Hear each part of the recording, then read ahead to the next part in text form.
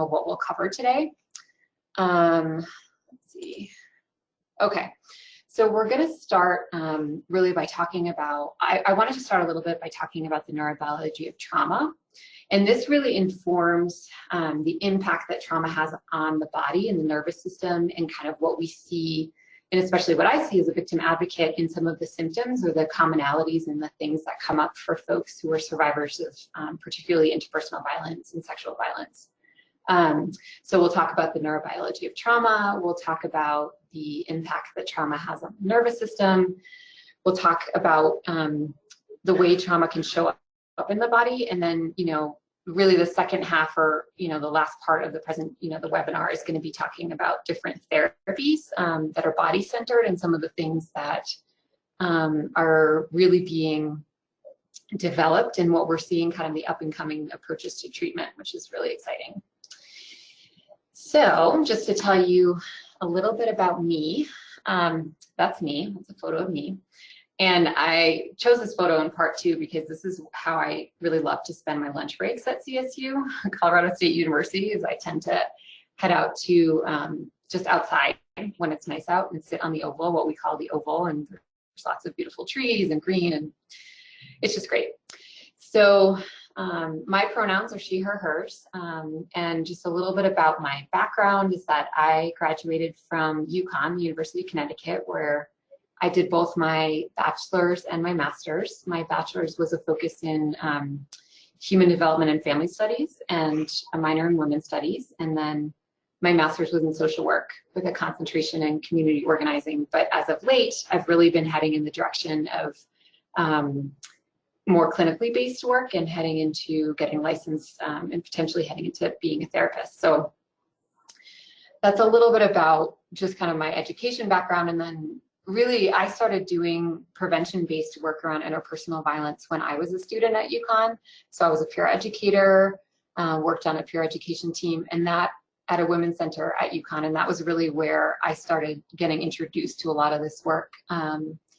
And from there, I moved to working at a community-based rape crisis center in Connecticut. And have also, that was kind of back in the early stages of my career. And then since then have also just dabbled and really learned a lot about more holistic healing measures, and done some other work in more of the macro settings and things like that. And now recently, about a year ago, I moved to Colorado, and I started working at CSU as a victim advocate here. So I work with students who've experienced interpersonal violence, and it's been amazing. But as you can see from the photo, I'm a nature lover. I also have my own pretty solid practice of yoga and Pilates, and have done some body-based approaches, like have received some, and then, have done a lot of research around some of these techniques. And so what I'll say with that, though, is that throughout this webinar today, I'm no expert, and I don't believe that I'm an expert in any way. These are some things that I'm going to be talking about from my personal experience, and then my role as an advocate, and kind of what I've seen with some of the survivors I worked with. But then also a lot of the research I've done, right? So a lot of this is informed by specifically mainly two practitioners, but then there are a couple of others who have written extensively on these topics. But something else that's important is that I really believe that the body has an innate capacity to heal itself from trauma. And this is something that it's really important for us to remember, because I think sometimes we've gone really far in the direction of, focusing on pharmaceuticals or different things that where like external interventions where we need to give somebody something that is going to fix them. Whereas, the approach when we're thinking about, and being trauma-centered is like, hey, what if the body and somebody has the innate capacity to heal themselves, and what do we need to do to facilitate that process? So hopefully I'll talk a little bit and touch upon that today. Okay. And then I also want to recognize, I am going to be talking about body-based approaches today, and I know different folks have different ability levels, physical ability levels. And so I recognize that, and hopefully there will be different approaches and different things, right? We're going to be like at one point talking about the breath. And so different things that different people can do based on their ability level. Okay, So let's kick things off a little bit by talking about neurobiology of trauma. Some of you might already be familiar with this and be well versed in it, but I'll give it my best in explaining this. So really, the neurobiology of trauma is there's this idea that there are different parts of the brain, and the impact that trauma has on the brain is that there are, like different parts work at different times, and the functioning of the brain changes after a traumatic experience. So what happens is we see, so there are different, you can see in this slide that there are different sections of the brain. There's the reptilian, the limbic, and then the neocortex, or the prefrontal cortex, right? So the reptilian brain is kind of our oldest brain. It's the one that we see in reptiles, right? And then the second one, the mammalian brain, the limbic system, the one that garners our emotions and that sort of thing, is like the second oldest. And then the prefrontal cortex is the youngest, but most developed. So the prefrontal cortex, what we consider the human brain, is what controls our logical thinking and thought. And what they find is that after trauma, that part can really shut down, and then the reptilian and limbic brain take over. And so that's why there's more of a flooding of emotion. And when somebody is triggered or flooded by emotion, they have a very difficult time tapping into the logic center of the brain. It's actually a survival mechanism that's programmed into our body, so that when somebody is threatened or in a traumatic situation where their life feels like it's at risk, we resort to the oldest part of our brains, the most basic and primary, because those are the ones that are survival mechanisms. They tune us into the fight, flight, or freeze responses, and they shut off the logical thinking so that we can just respond instinctually, which hopefully will keep us alive, right? So it all makes sense when we think about it in that light. But one of the folks that I'm going to talk about a lot today is Bessel van der Kolk. And so if any of you have read one of his books, The Body Keeps the Score, he writes extensively on all of this. And that book is something that I really go back to. I've already read it twice. My colleagues laugh at me because I talk about it all the time. But it's a book that I go back to quite often because it just breaks it down really into really concrete, easily to understand language. But Bessel van der Kolk presents this idea that in anyone's brain, right, we have what's called a smoke detector. So this is think the mammalian part, the middle part of our brain, which has the amygdala that controls the emotions. This is what's called a smoke detector. So it's the part that alerts us, like the alarm sounds when there's risk facing us. And so the central function of the smoke detector is to identify whether something is relevant for our survival, like incoming information. And what then the way the amygdala and the smoke detector responds is it's going to trigger a release of really powerful stress hormones. It's going to increase our heart rate, the blood pressure, and then even our rate of breathing. And so that prepares us literally to fight or to run away. But what happens is then when somebody's recovery from the fight, flight, or freeze response is blocked, the body becomes triggered to defend itself. And that leads to, I'll talk a little bit more about this in a later slide, but it leads people to feel a constant state of arousal and agitation, and they can't ever settle. And so the system goes on overdrive. They relive the trauma all the time. And what this also leads to is somebody's risk of misinterpreting whether a particular situation is safe or dangerous. So sometimes folks can feel like they're overreacting to really minor situations and feeling triggered by things, or sometimes they're even underreacting and they're getting into unsafe situations again. And so next, I want to switch to the other concept that Bessel van der Kolk presents, which is the idea of a watchtower, right? So I mentioned that the prefrontal cortex is our the most advanced part of our brain. In normal folks, this is something that is online on a regular basis. So we can think logically, we can think before we respond emotionally to something. It enables people to understand and observe what's going on. They can predict and think about what might happen if they take a certain action, so they can make conscious choices. But what happens in PTSD, or when somebody experiences a trauma, is that the balance between the watchtower and the smoke detector is off. And so what we see is the smoke detector is something that's active all the time, and the watchtower is playing a much lesser or minimal role. And a part of what I'll talk about in the later part of this webinar is how to turn the watchtower back on and how to re-engage that and restore that balance. The other really important point I wanted to make is that in trauma, there's this idea that there's this philosophy that the timekeeper collapses, right? So when somebody's in an overwhelming triggered response and the amygdala and the smoke detector is going on high alert all the time, they can have a sense of feeling like that sensation or that experience is going to last forever. And that's a part of this whole biological, physiological response to trauma. And it's one of the things that I work with survivors a lot on, is how to recognize, like, wait, can you understand that this is a trauma response, and ultimately you can recover from it, and it can be temporary. So, you know, reminding themselves that it's not going to last forever. Not an easy thing to do, for sure. The other important point I want to make is that I've mentioned like an emotional flooding and how the smoke detector can be on all the time. But sometimes survivors will talk about they feel like they were hijacked, like their brain was hijacked and flooded with their emotions. And this means that basically the watchtower is bypassed and information goes right to the amygdala. And so all rational thought is gone. And then they're just instinctually responding with fight, flight, or freeze. And that's exhausting to be living in that all the time. Right, so what I just mentioned, of course, the fight, flight, or freeze response all the time. So these are some of the impacts of trauma that I've certainly come across in my work with survivors. The constant state of hyperarousal, fear, anxiety, fragmented memory is also really common.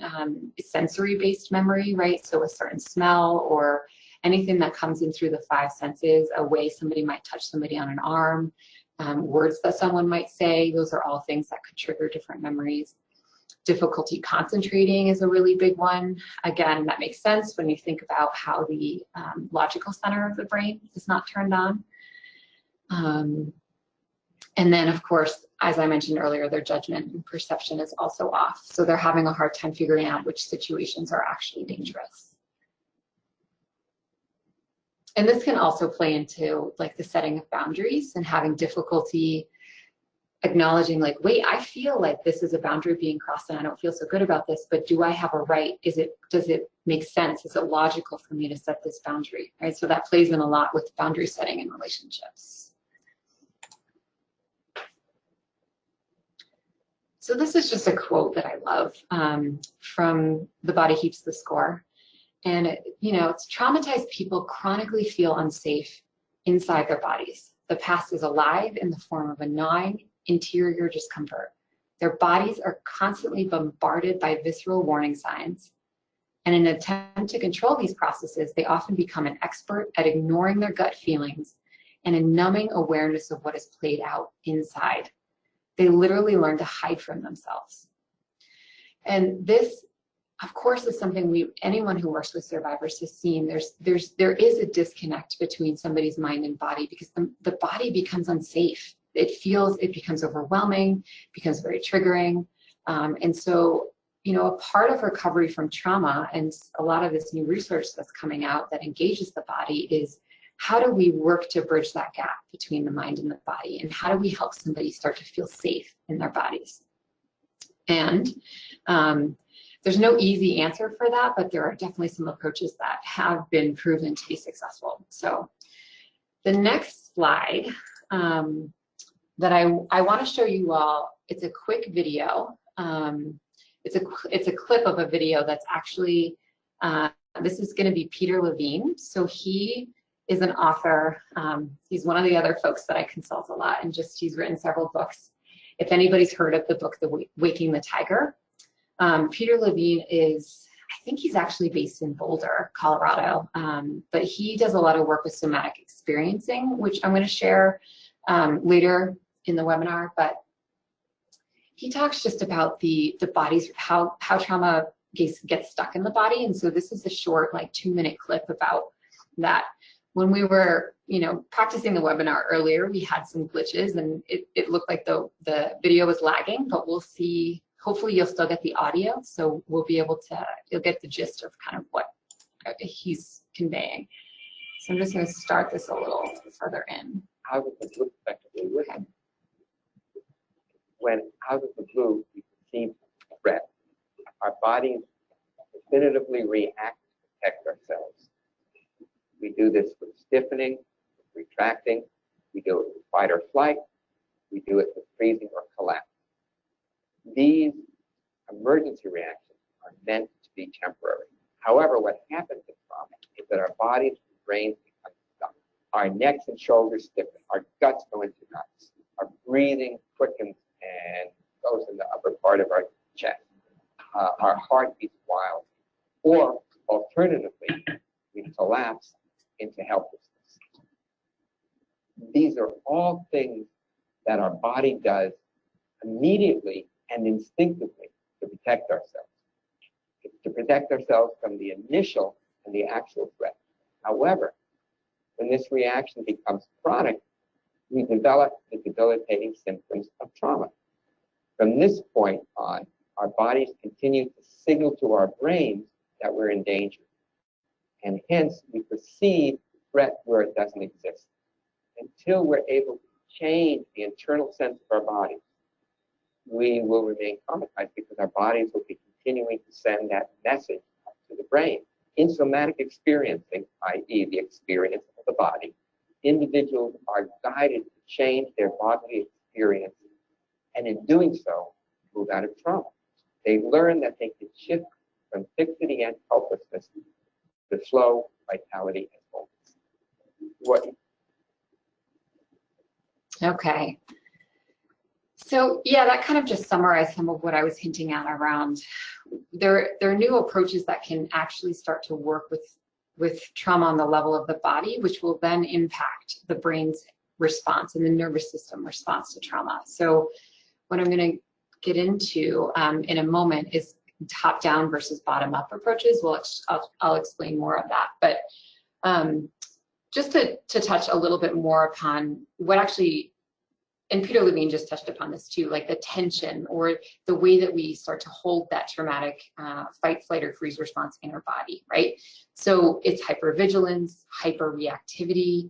One of the things that I've seen a lot with survivors is like aches and pains in random places, and they don't necessarily know where it comes from. Sometimes it feels like it has a correlation to the trauma, but a lot of times it doesn't. And there's no diagnosis, right? They've been to doctors and they can't figure out what is wrong. But it's a constant state of tension, which will then impact, like a tension in one area will impact the tension in other areas and throw the body off balance. So, but as I've mentioned before, emotions are on the surface, right? The smoke detector and the limbic system, that part of the brain is constantly online, so there's emotional flooding. And then disassociation becomes like a way for survivors to manage and to cope with the feeling unsafe in their bodies and feeling unsafe in reality. And that being in a constant state of flight, fright, or freeze, right, it's exhausting. And so disassociation becomes a way to cope with that. And a part of working with that is figuring out how to bring somebody back into their body and ground into the moment in a safe way. And then, of course, we often see nightmares that come up and disturb sleep. And again, these are things that I've hinted at, right? Like digestive disorders is a huge one.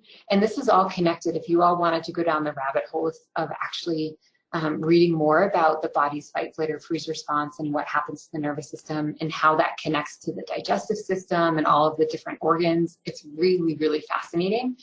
I don't have time or the bandwidth to go into it, and I don't understand it enough, but it's really, really fascinating how these different areas of the body can correlate with different emotions and different types of trauma and that sort of thing.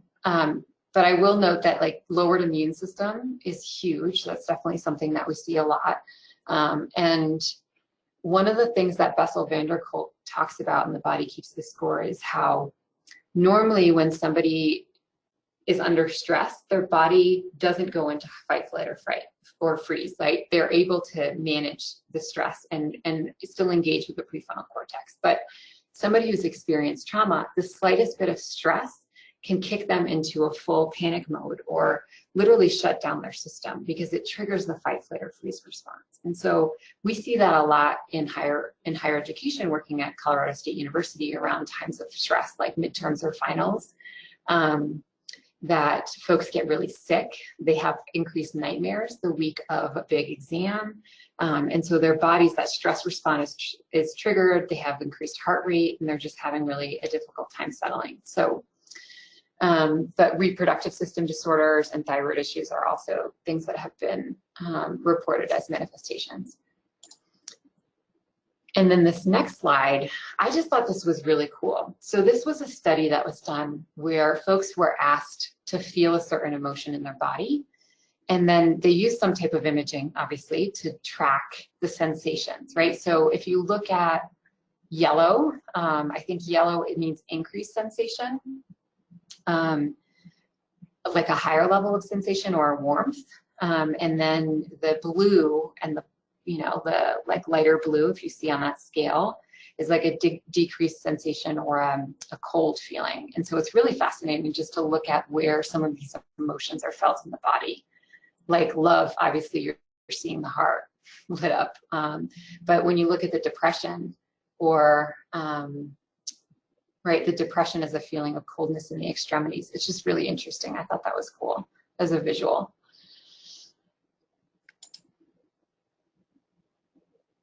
Okay. So what I've obviously talked about quite a bit already is what are some of these new approaches to recovery from trauma, and what actually is fine, what works, and what helps people to release this the neurobiological, physiological response to trauma. Well, a part of what they're finding is that it's really important to reestablish a sense of ownership and connection between the body and the mind, right? So when somebody feels like they have a greater sense of control over their body's automatic response, that can feel empowering. That's something that can lead them to ultimately feel a sense of healing and recovery from trauma. So it's helping somebody like find the freedom to know what they know and to feel what they feel without feeling a sense of overwhelm. So tuning in and feeling a specific emotion, how it sits in the body, without being totally overwhelmed by that feeling to the point where they shut down. So part of how you do that, Bessel van der Kolk really points to, you've got to find a way to become like calm and focused and help somebody become calm and focused. You've got to learn to maintain that calm in the response of triggers. And so I was talking with a survivor yesterday in how do you, when you're in a space of flooding and overwhelm and panic, how do you, in any slightest way, turn on the prefrontal cortex, right, and that part of your brain and say, wait, this is flooding. And just notice how, like, be able to separate yourself from your emotional experience. And that's something that I've witnessed has been pretty powerful for survivors, and being able to figure out how to create that consciousness and that disconnect in that moment so that they can watch their emotions without them being all consuming, right?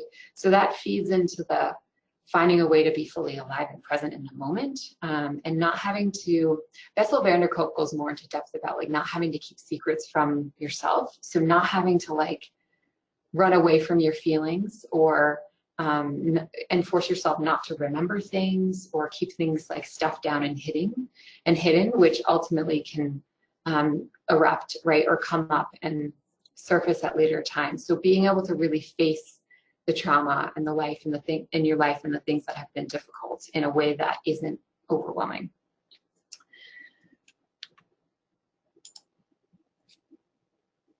Okay, so In the Body Keeps the Score, another great quote that I love is, traumatized people need to learn that they can tolerate their sensations, they can befriend their inner experiences, and cultivate new action patterns. So physical self-awareness is the first step to releasing the tyranny of the past.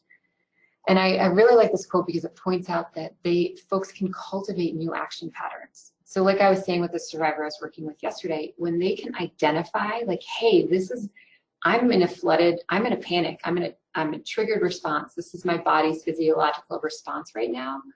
They're able to turn on the logic center and then respond differently. So that survivor was able to take themselves through a whole course of different self-care. And they reported to me yesterday, like, hey, I tried all these different things and they worked. So I just thought that was awesome that they were able to bring that consciousness to the flooding and choose a different action and a different way of responding to it. Okay, so I hinted at this earlier about top-down versus bottom-up approaches, and the Body Keeps the Score goes into this in more depth. But basically, it's this idea that, okay, a lot of traditional therapy, like talk therapy, deals with and tries to engage the logical center of the brain, right? You think about cognitive behavioral therapy. It's about bringing cognition and consciousness and changing the thoughts, which will then change possibly the behaviors or even the body's response, that sort of thing. So yes, mindfulness can absolutely help. Like I was saying, bringing a consciousness to somebody's reaction, that would be technically like a top-down regulation or approach. So bringing a consciousness to, hey, I'm flooding right now. What is it that I can do to help myself feel better? But mindfulness meditation and yoga have really, those are some of the things that can help with that, because they can shift somebody's experience and ability to recognize what's happening in the moment as it's happening in the logical part of the brain. The bottom-up regulation piece means really from working from the body to help change the brain. So the survivor I worked with yesterday also mentioned going to a yoga class, right? So yoga is kind of both, and how that the soothing and the calm and the moving of the body that they experienced during the class helped stop their rapid thinking and their like overactive mind, right? So working from the level of the body can change the experience that somebody's having in the brain and the way that the brain is responding to information. So it involves recalibrating the autonomic nervous system, right? And that is, again, movement, breath, pieces of yoga, and then yoga also involves mindfulness. But physical touch or touching things, engaging the different senses, so anything that brings you into the body and calms the body down will then shift the brain's response to things. But again, the fundamental issue here is resolving traumatic stress is to restore the balance between the top down and the bottom up, like the body and the mind, right? And also between the rational and the emotional brains.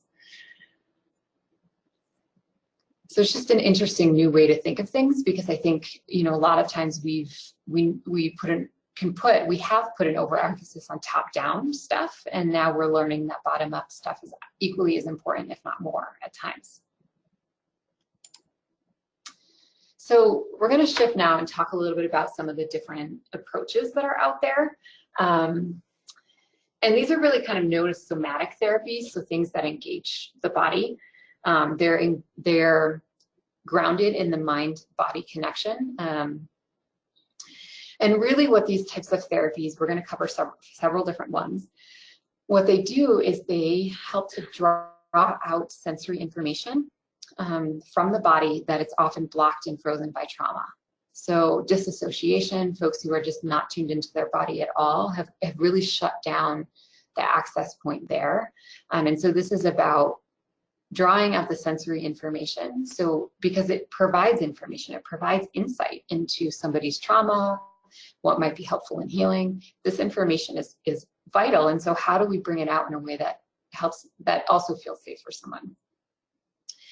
So in a few minutes, we'll do an activity on the felt sense, which is pretty much exactly what it sounds like. It's just checking in with the body and using your body to inform like sensations that you might be feeling to inform your brain.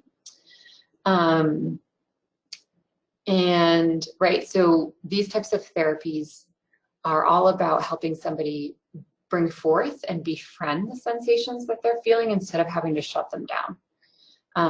And that can take some time, and it's certainly not an easy process. But there are some ways that they found can be more effective than others. So The other thing with these types of therapies is they can, and I'll talk more about this in a minute, but they can help somebody release the tension that they're holding or anything that they're doing to self-preserve.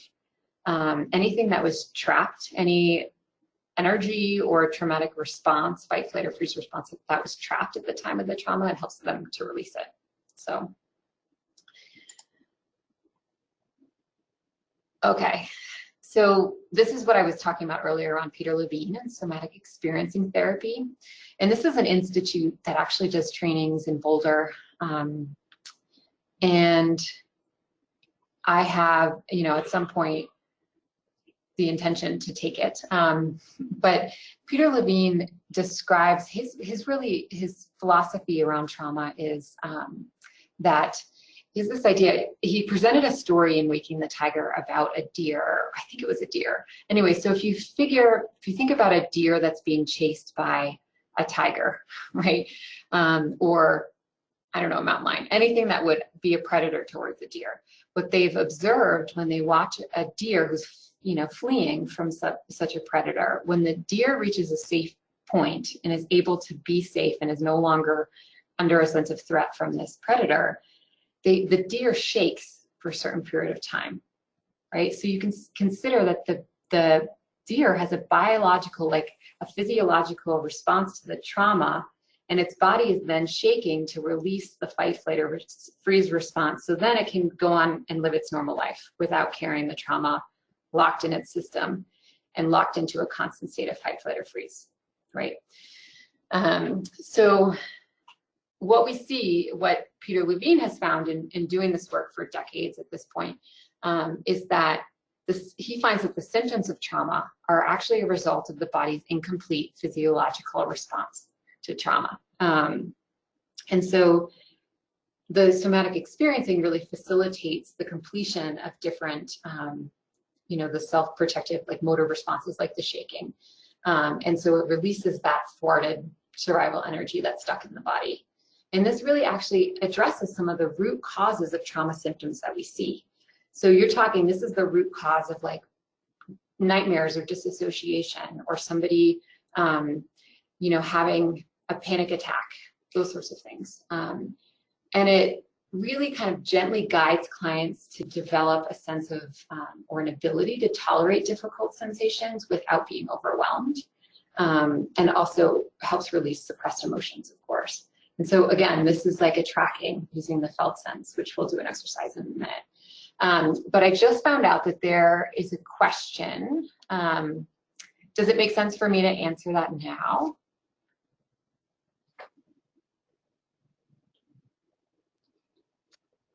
So Jessica, it depends.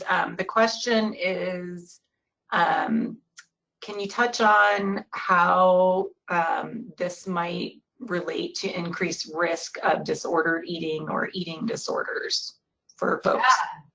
Yeah. Okay, that's an awesome question because it totally relates. And disordered eating is a way of a sense of bringing some, or it can help somebody to feel like they have some sense of control over the body. And when somebody feels chronically unsafe in their body from this response, disordered eating or changing any of that, and even self-harm. So Bessel van der Kolk, I think, talks about disordered eating and also self-harm in The Body Keeps the Score. And it's really about, those are coping skills. Those are a way in which somebody can feel some sense of relief or control, or it's just a way of coping with the body's physiological response that feels so challenging and so stressful to be living in on a regular basis. I hope that answers the question. And if you have a follow-up question to that, or if you want more information, we can certainly address that at the end too. So feel free to type more in. Thank you, Bree. Okay. So back to somatic experiencing. I love this, these two charts, because this really just explains when somebody is holding in their body, like if the deer didn't shake and didn't have, or somebody didn't have any of that physiological discharge response after trauma, they get either stuck on high or stuck on low, right? So they're constantly stuck in fight or flight, or they might be in the stuck on low is kind of like a freeze where the parasympathetic nervous system is in overdrive, meaning they're basically shut down and they're too relaxed. I shouldn't necessarily use the term relaxed, but too low in their activity, right? So this is what, you can see on the left, the undischarged traumatic, this is somebody's experience of daily living. Their nervous system is constantly out of whack. Whereas a healthy nervous system, they're still getting a little bit of oscillation and a little bit of movement as far as like arousal in the sympathetic versus parasympathetic. Parasympathetic is basically the relaxation part. And that all kind of exists in a normal range. Those are the day-to-day, that's kind of what you would consider a quote unquote normal nervous system or healthy nervous system. So I just thought those demonstrated the differences that we're seeing.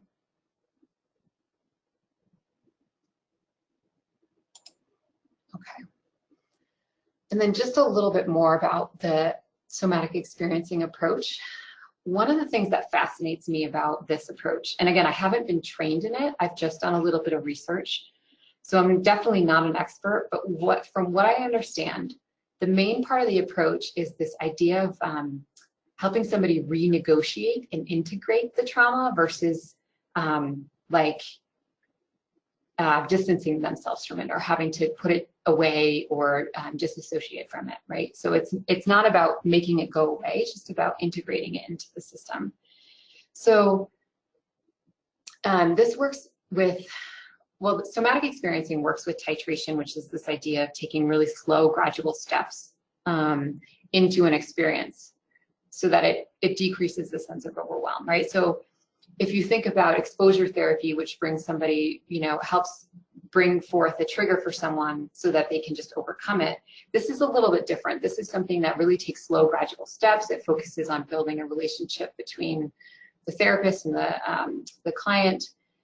But then what happens is the practitioner works with the survivor to help them oscillate between intense or difficult sensations and then more pleasurable ones, or using like their resources, different thoughts or different sensations that are that feel good for the person. So it's not a like, oh, you're going to be exposed to this and this is something we're going to have to dive right into the discomfort and you're going to be there forever.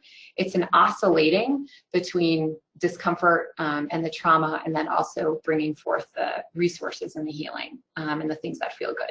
So that's kind of what that little photo demonstrates. And eventually, when somebody does this oscillation enough, they're able to kind of stay more in the healing because they've released the physiological and the physical like sensations or that thwarted like trauma response of the body. And so again, that helps then engage the like self-regulatory system.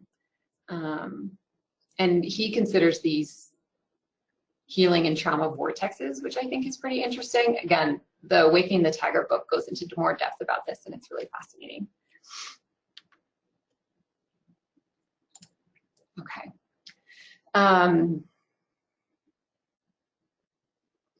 So this is just that whole idea of pendulation between moving from difficult sensations to more positive ones.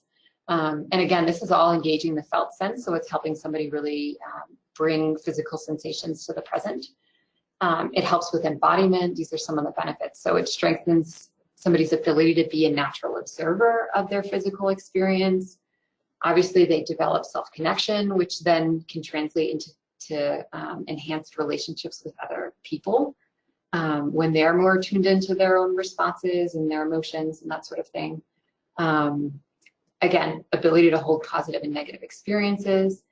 It also helps them to identify resources that they might hold within themselves, but then also external resources available to them. Those are all things that are involved in this type of therapy. So they learn self-regulation. And here's a huge one. They feel empowered because instead of having to resort to self-harm or eating disorders or things like that to manage some of what they're feeling and just to survive and make it through the day, like those are definitely ways of coping. This becomes a way that they can start managing those symptoms in a healthier way, in a way that feels less overwhelming, that sort of stuff. And of course, it helps somebody to recognize that normally the nervous system has some level of flexibility. It, like we saw on that other slide, there is some oscillating, but when we see with trauma survivors who are still kind of stuck in it, that oscillating goes quickly and too deep and that sort of thing. So there is a general nervous system flexibility that folks can start to understand and feel. Another quote that I love, Peter Levine talks about how a common denominator of all traumas is an alienation and a disconnection from the body and a reduced capacity to be present in the here and now. And I chose this quote to lead into our next exercise because I wanted to bring you all through just a quick activity to start, just to clue you all into how easy it is, and potentially how difficult it can feel to tune into the felt sense. But this is very brief. It'll take, probably 60 seconds or so. But if you can, I don't know where you all are when you're listening to this, but if you feel comfortable, you can close your eyes. You can plant your feet on the floor if you're sitting in a chair. Just get comfortable. And then begin to feel the way that your body makes contact with the surface that may be supporting you. So maybe that's a chair or you're touching something. Just begin to feel what it feels like for your body to make contact with another surface. Sense into your skin, and then begin to notice the way that your clothes feel. So feel the way that they're touching your skin.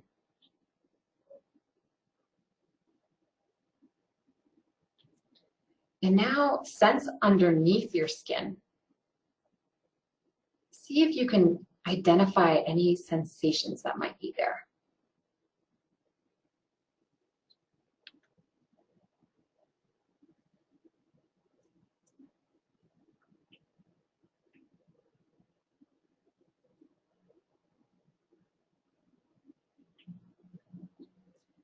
And now, as you remember these sensations, you note them.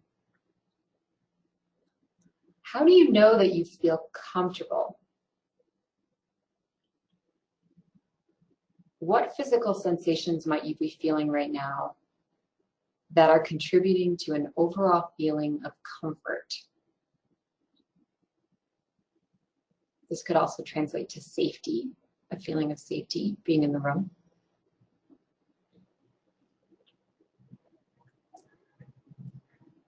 And then, does becoming more aware of these sensations make you feel more or less comfortable?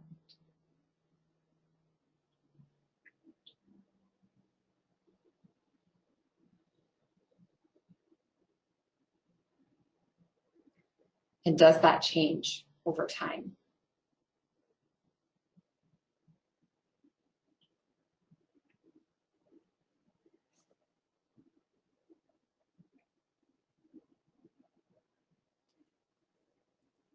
So this is an activity that you can do really at any point just to check in. It's something you notice that we went from external surfaces, right? So the body, how it touches things, to then how the skin, like your clothes felt against your skin, and then what's inside even in that, what's underneath the skin, what do you feel from that? And so that's just, it's pretty simple, and that can be extremely challenging at times. I think all of us can say that there are times when that feels easier than others. That's completely common and normal.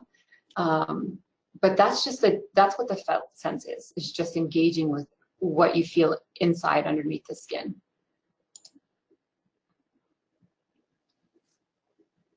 So I want to switch gears a little bit from somatic experiencing and talk about yoga.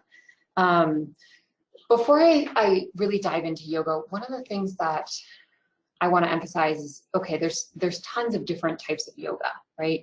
And one of the things that we've seen, unfortunately, with yoga, as an example, is some cultural appropriation and some really in the West, we've taken this practice that's something that originated not in the United States and America, and we've kind of made it into this mainstream fad or this thing to do. And so I just want to name that. And that's something that I've really been still continuing to work on and coming to terms with in my own practice of yoga. Like, how do I engage in this practice and not be culturally appropriating? And that's certainly a very long conversation. And I won't get into that now, but one of the things that I have really engaged with is being really humble with the practice and taking interest in learning its lineage. This is something that's like thousands of years old.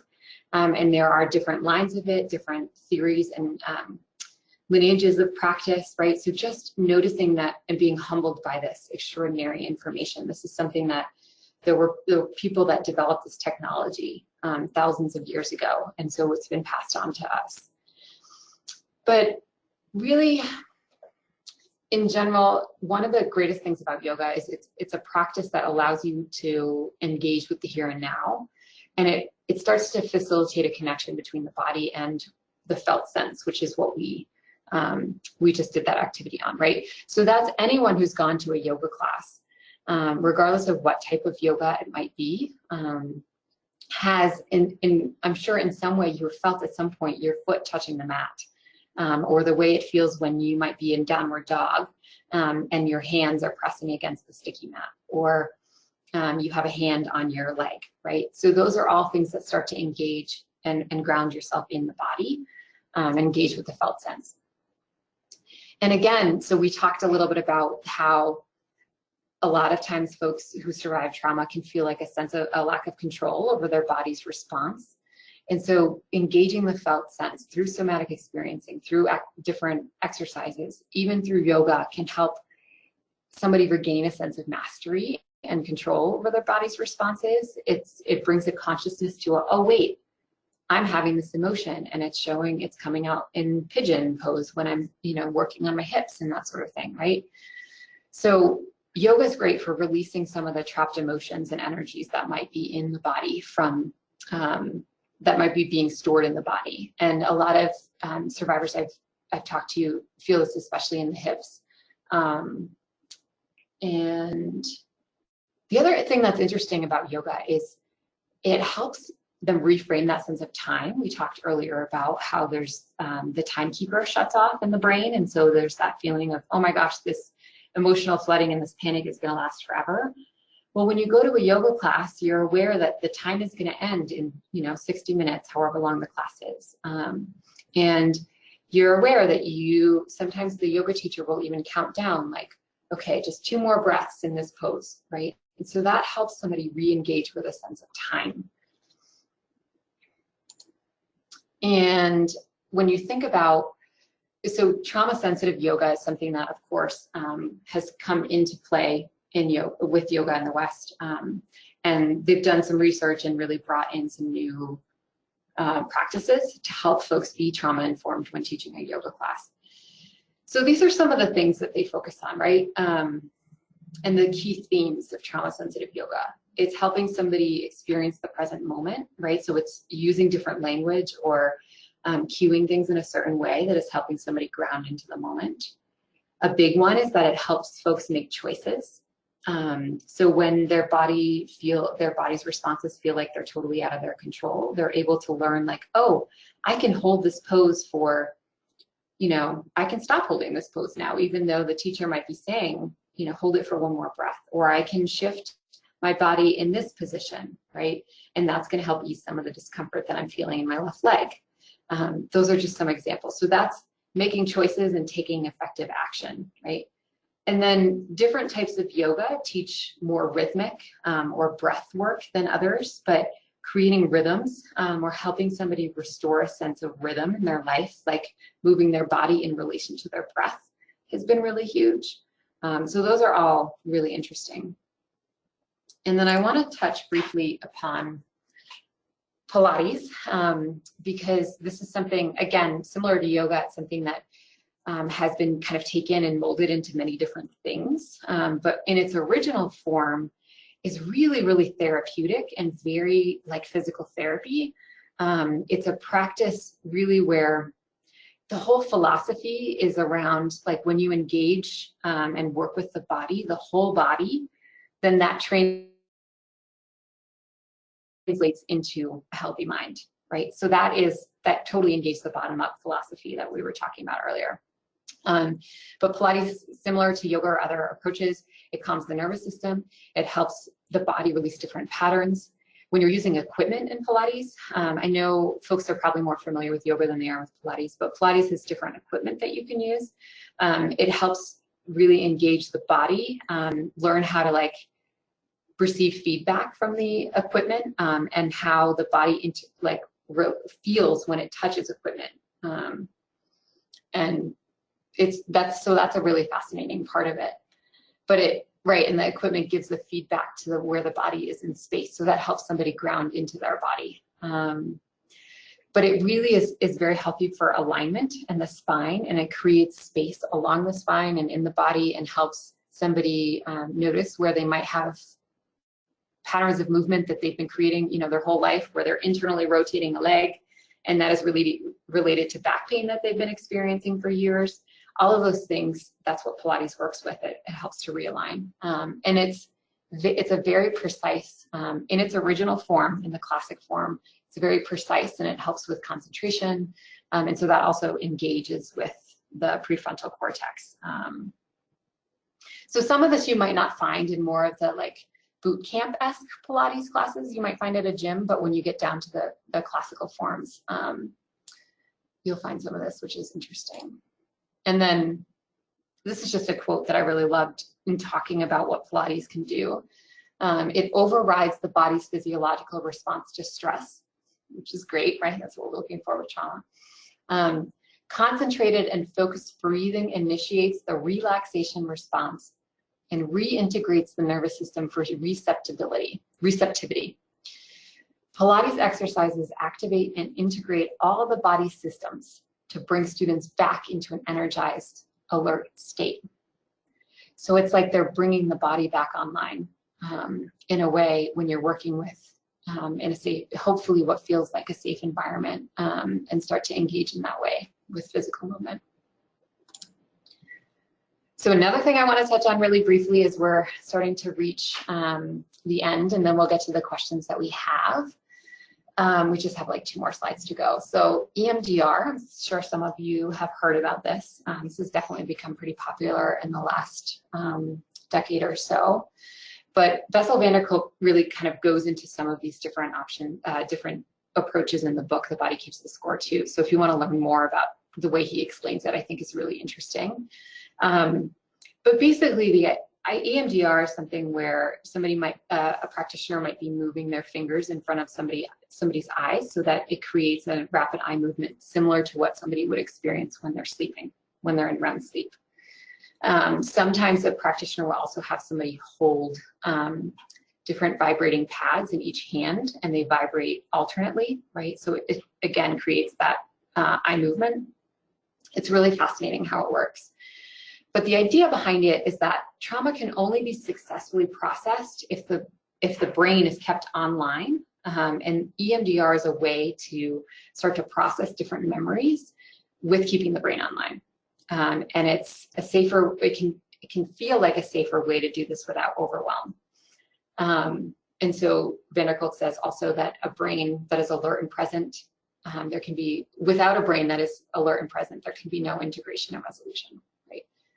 Again, also stimulates both halves of the brain, and I think that's a large part of how it works.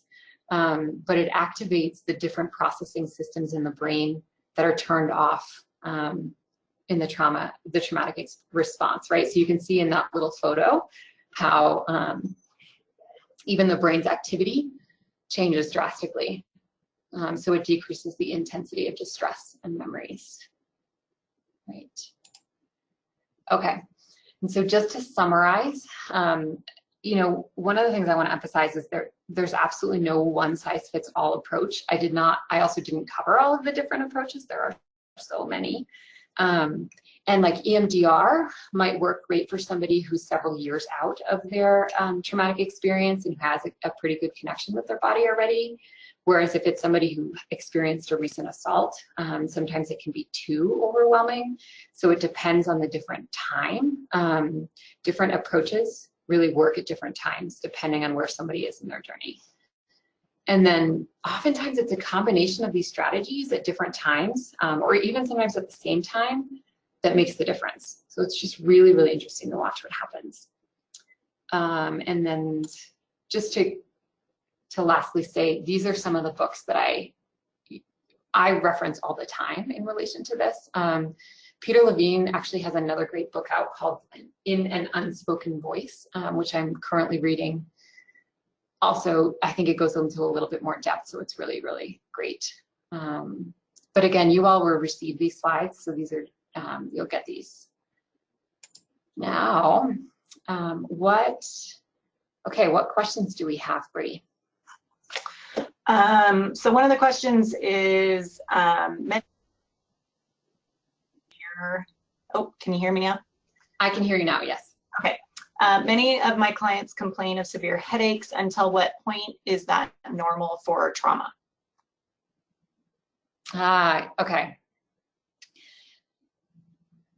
Yeah, so headaches, again, that's actually, I think that is super common for trauma. So it is absolutely a way that the body can manifest the pain or because what happens with the nervous system that I tried to explain today is that it gets thrown out of whack. It's completely out of balance, right? And it's oscillating between hypervigilance and hyperactivity. And so when the nervous system is out of whack, it impacts all other areas of the body, all other systems. And so headaches are actually, that's something that I encounter as well with a lot of survivors, that they explain that that's a way, especially when they're under stress, that their body manifests the pain. So there can be different ways that you can, a survivor can work with that, but I'm not a medical professional, right? So I can't say exactly what causes that. And what the right approach for that person would be. But in my opinion, from the research that I've done, I would absolutely say that's related. So I know I can't fully answer that question just because I'm not, I don't have an MD. But I agree that I think it's trauma related. Do we have any more? Yes. Can you hear me? Yes. Okay, sorry. It chirps at me sometimes. Yeah, I would just add to that, if somebody's having extreme headaches, I'd always have them go to a doctor just to make sure that there's not a physical reason, but it definitely can be psychosomatic. Totally. Next question, do you feel that the disconnect between the emotional brain and the logical brain challenges someone who's experienced trauma to be able to interpret hunger responses in general? So does it affect their ability to interpret hunger responses, or has your research shown that it is more so about a coping method to controlling them? Oh, that's a really good question. And it could be a little bit of both. From my understanding about the emotional part of the brain,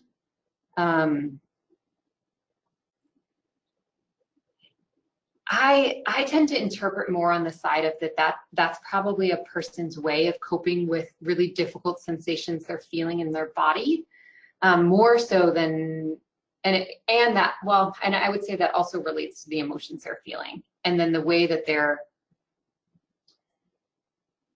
right, because I think when we work with survivors, sometimes any of us who have done direct work with survivors, sometimes when we try to talk to them about logical things, they're not engaged in the same way, and it's like it doesn't click.